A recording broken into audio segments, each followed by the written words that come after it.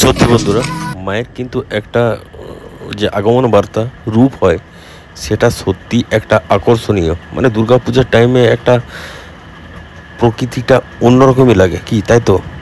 দেখো তোমরা, আর কেমন লাগছে অবশ্যই কমেন্টে জানিও।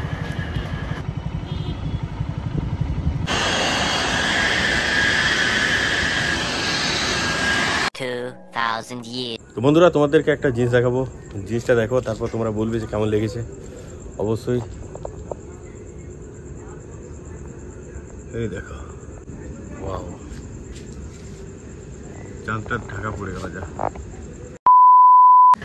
তো বন্ধুরা, এটা নেক্সট দিন, মানে তার পরের দিন শ্যুট করছি। আর বাইরে যাব তার আগে দেখছি প্রচুর বৃষ্টি হচ্ছে, বেরোতে পারছি না। কিছু শ্যুট বাকি ছিল তোমাদের জন্য, তো চলো, বৃষ্টি থামলে অবশ্যই যাব।